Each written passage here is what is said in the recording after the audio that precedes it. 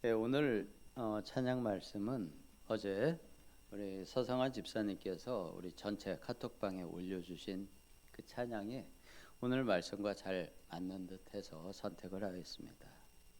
그리고 또 오늘 제가 이 찬송가를 택한 또 하나의 이유가 있습니다.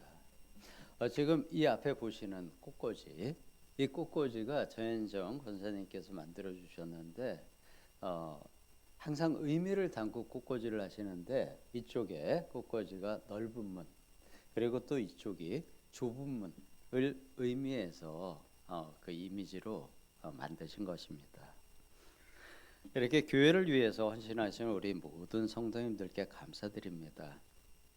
우리 성도님들 부디 좁은 문으로 들어가셔서 십자가에 예수님을 이렇게 만나시기 바랍니다. 오늘 말씀에서 우리는 이제 정든 부모의 품을 떠나서 생명부지의 땅 하란을 향해서 홀로 발걸음을 옮기는 야곱을 만나게 됩니다. 불과 얼마 전까지는 그는 어머니 리브가의 친밀한 계획 그리고 또 자신의 명확한 꾀로 인해서 아버지의 축복을 가로챈 그 형에게서 가로챈 축복의 승리자처럼 보였습니다. 하지만 부당한 방법으로 얻은 축복의 대가는 혹독한 이런 현실을 동반하게 되었습니다. 형에서의 살기 등등한 그 증오를 피하기 위해서 리브가의 권유를 따라서 이렇게 부모의 곁을 떠나고 있습니다. 그리고 이제 그는 돌 하나를 베개 삼아서 척박한 광야의 차가운 밤이슬을 맞으면서 잠을 청하는 처량한 신세가 되어 있습니다. 야곱의 누운 땅 루스라고 이름한 아무도 일부러는 찾아오지 않는 척박한 광야의 한가운데 그는 이렇게 인생의 차가운 밤이 찾아왔습니다. 하지만 성경에서 자주 보이는 역설적인 장면 겉보기에는 뭔가 모순되어 보이지만 하지만 그 안에 중요한 하나님의 진리가 나타나는 이러한 하나님의 역설이 야곱이 있는 그곳 루스에서도 이날 밤에 나타나게 됩니다. 그 야곱이 자신의 모든 생각, 지략과 인간적인 수단을 내려놓고 절망의 자리에 누웠을 때 하늘의 문이 열리게 됩니다.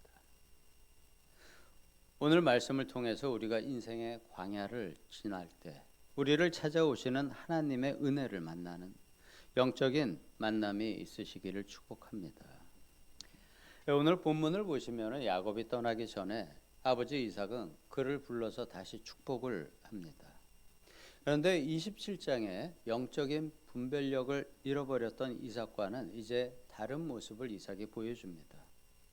이제 그는 하나님의 주권을 완전히 인정을 하고 야곱에게 영적인 복을 빌어줍니다. 3절 말씀인데요. 전능하신 하나님이 내게 복을 주시어 내가 생육하고 번성하게 하여 라고 쭉 복을 주는데요. 이삭은 이제 모든 불가능을 가능하게 하시고 또 풍성하게 채워주시는 전능하신 하나님의 이름으로 축복을 합니다. 이제 그는 야곱에게 영적인 아버지로서 축복 기도를 해주는 것입니다. 하나님의 언약은 육신의 정, 자신의 생각으로 상속되는 것이 아님을 깨닫고 전능하신 하나님의 신실하심으로 믿음의 가문을 이어가야 하는 사명을 다시 찾은 것입니다. 이삭은 이제 길 떠나는 야곱에게 재물을 물려주는 것이 아니고 하나님의 아브라함에게 주셨던 그 아브라함의 축복을 이 3절 말씀을 통해서 그 축복의 기도를 통해서 공식적으로 그에게 물려주고 있는 것입니다. 우리 주님께서 깊이 사랑하시는 성도 여러분, 우리가 자녀에게 물려줄 가장 위대한 유산은 통장의 잔고가 아닙니다. 바로 이 전능하신 하나님에 대한 믿음입니다. 이삭이 영적 족장의 위험을 회복해서 야곱을 보내듯이 우리도 우리 자녀들에게 세상의 위로가 아닌 이러한 하나님의 전능하심을 선포하고 물려주는 믿음의 부모가 되어야 하겠습니다. 이렇게 브엘세바를 떠나서 하란으로 향하던 야곱은 해가 지자 루스에 이르러 한 돌을 베개 삼아 잠이 듭니다. 그 꿈속에서 야곱은 인생을 뒤바꿀 장엄하고 위대한 환상을 보게 됩니다. 바로 땅에서 하늘까지 닿은 사닥다리, 히브리어로 술람이라고 합니다. 그런데 이 단어는, 이 술람, 사닥다리라는 단어는 이 성경 전체에서 오직 이곳에서만 나오는 단어입니다. 땅에서 하늘까지 닿은 그 사닥다리를 야곱이 보게 됩니다. 죄로 인해서 완전히 단절이 되었고 우리 사람의 힘으로는 결코 도달할 수 없는 저 영적인 높은 하늘, 또 비참한 죄인의 모습으로 누워있는 야곱에게 이 낮은 땅에서 그 하늘까지 하나님께서 친히 연결해 주시는 것입니다.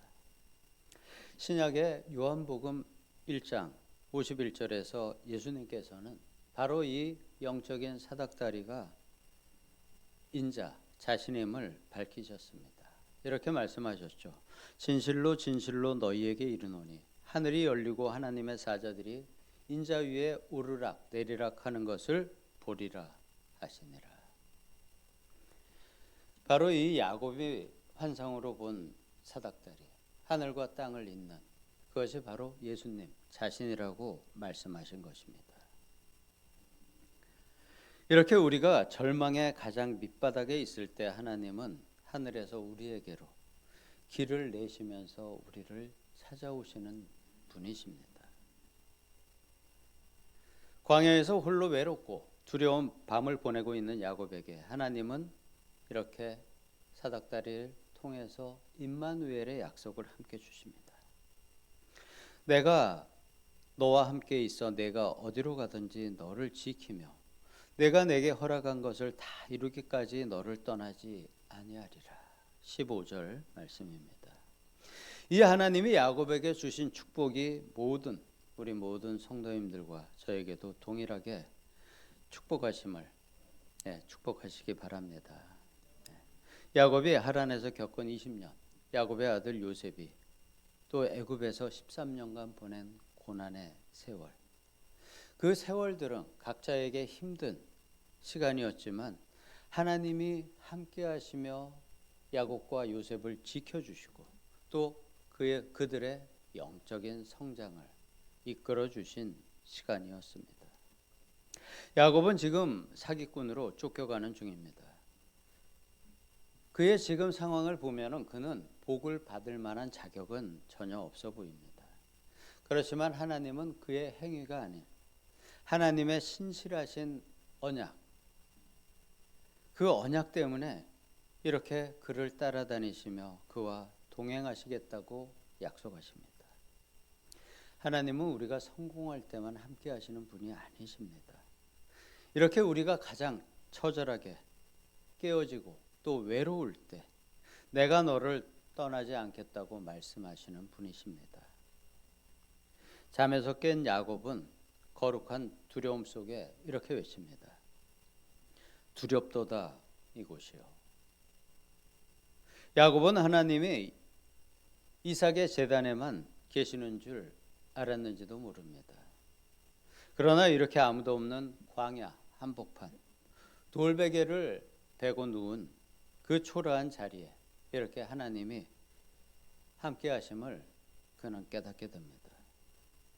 그래서 야곱은 자신이 베개로 삼았던 돌을 기둥으로 세우고 그곳에 기름을 붓습니다. 그리고 그곳의 이름을 루스가 아닌 베델, 하나님의 집이라고 새롭게 명명합니다. 장소가 바뀐 것이 아닙니다. 그것을 바라보는 야곱의 눈이 바뀐 것입니다. 영적인 눈이 이제 뜨이게 된 것입니다. 우리가 영적인 눈이 이렇게 열리게 되면은 내가 있는 모든 곳이 하나님의 임재가 함께 하시는 거룩한 성전이 됩니다. 마지막으로 야곱은 하나님 앞에 이렇게 서원을 합니다. 21절부터의 말씀인데요. 여호와께서 나의 하나님이 되실 것이요 모든 것의 10분의 1을 내가 반드시 하나님께 드리겠나이다. 어떤 사람들은 이것이 조건부 신앙이라고 판단할지도 모르겠지만 이 원문의 의미로는 하나님이 주신 약속에 대한 야곱의 응답과 확증입니다. 여기서 특히 주의해야지 될 단어가 바로 나의 하나님. 여호와께서 나의 하나님이 되실 것이라고 이제 야곱이 고백을 합니다. 그 이전까지 야곱에게 하나님은 할아버지의 하나님, 아버지의 하나님이었습니다. 하나님께서도 나타나셔서 나는 아브라함의 하나님이요 이삭의 하나님이라고 말씀하셨죠. 그런데 그 할아버지와 아버지의 하나님이 이제 이 순간부터 야곱에게 나의 하나님이 된 것입니다. 전통의 하나님이 아니고 나의 하나님으로 만나게 됐고 내 안에 임재하셨고 이제 고백하는 삶이 시작이 된 것입니다. 신앙의 독립이 시작이 된 것입니다. 우리도 이러한 성경의 하나님이 글자로만 계시는 분이 아니고 소리로만 계시는 분이 아닌 살아계신 나의 하나님이 되셔야 합니다. 또한 야곱이 고백한 11조는 내 삶의 주권이 전적으로 하나님께 있음을 인정하고 고백하는 구체적인 헌신의 표시입니다. 광야에서 빈손이었던 야곱이 11조를 약속하는 것은 이제 앞으로 자신이 얻게 될 모든 것이 자신의 능력이 아닌 하나님의 은혜임을 고백하는 하나님의 전적인 주권을 선포하는 결심이었습니다. 우리 역시 우리가 11조를 하나님께 드리는 것은 내 모든 것의 진정한 주인이 하나님이심을 나의 삶을 통해서 나타내는 신앙 고백의 한 형태입니다. 잊지 않으시기 바랍니다. 우리 사랑하는 성도 여러분, 오늘 우리는 야곱의 베델 사건을 통해서 소중한 진리를 발견하게 됩니다. 이것을 우리의 마음속에 담아야 합니다. 첫 번째로는 은혜가 언제나 위에서 아래로 먼저 내려온다는 것입니다. 야곱이 하나님을 찾은 것이 아니고 절망의 자리에 누운 야곱을 하나님이 먼저 찾아오셨습니다. 우리에게도 하나님이 찾아오십니다. 우리가 할 일은 그 사닥다리를 믿음으로 바라보고 위에서 내려오시는 그 하나님과 그분의 뜻을 따라 그분과 바로 동행하는 것입니다. 그리고 두 번째는 우리가 지금 있는 이 장소가 바로 베델. 그 어느 곳이든 내가 하나님과 동행하는 것이 바로 베델 하나님의 집입니다. 성전인 것이죠. 우리들의 가정에, 일터에, 그리고 때로는 내가 병실에 누워 있을 때도, 아플 때도, 아니면 다른 환경으로 고통스러운 그 현장이 바로 하나님의 임재가 있다면 그곳이 바로 베델 하나님의 집이고 그곳이 바로 내가 하나님을 만나는 하늘의 문이 됩니다. 장소가 거룩한 것이 아니라 그 하나님이 함께 하심이 거룩한 것입니다. 또 세 번째로는 전통의 하나님을 넘어서 나의 하나님을 만나야 합니다. 문자로 계시는 하나님이 아닌 내 마음에 임재하시고 나와 동행하시며 나를 인도하시는 그 하나님을 우리가 만나야 합니다. 부모님 아니면 영적인 지도자의 신앙에 기대어 사는 삶이 아니라 인생의 광야에서 나에게 말씀하시는 그 하나님의 음성을 듣고 나의 하나님이라고 고백하는 그 인격적인 만남이 있는 신앙인들이 되시기를 축복합니다.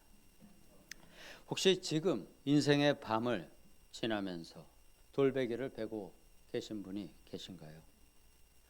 눈을 들어 하늘을 보시기 바랍니다. 우리를 위해서 하늘의 사닥다리로 이 땅에 오신 예수 그리스도께서 바로 우리와 연결되어 있습니다. 그분은 계시록의 말씀에 의하면 우리의 마음 문 밖에서 우리를 항상 그 우리의 마음의 문을 두드리고 계십니다. 이 전능하신 하나님이 우리의 삶이 다할 때까지 결코 우리를 떠나지 않을 것입니다. 이 함께하심, 임마누엘의 확신을 가지고 우리의 광야를 베델의 찬송으로 바꾸어가는 축복의 성도님들이 되시기를 예수님의 이름으로 축복합니다. 아멘. 제가 기도하겠습니다. 아버지 하나님, 우리가 어느 곳에 있든지, 우리가 어떠한 환경이나 우리가 기쁜 일이 있을 때, 아니면은 인생의 고난과 환난을 만날 때도 우리와 함께하여 주심에 감사드립니다.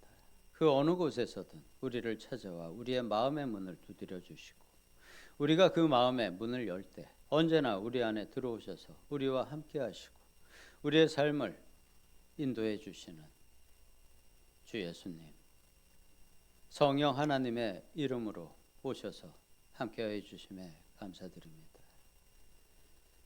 우리가 그 함께하심을 임마누엘의 하나님을 잊지 않고 주님과 동행하며 또 이러한 우리의 믿음을 우리의 자녀들에게 잘 물려줄 수 있기를 예수님의 이름으로 기도드리옵나이다. 하늘에 계신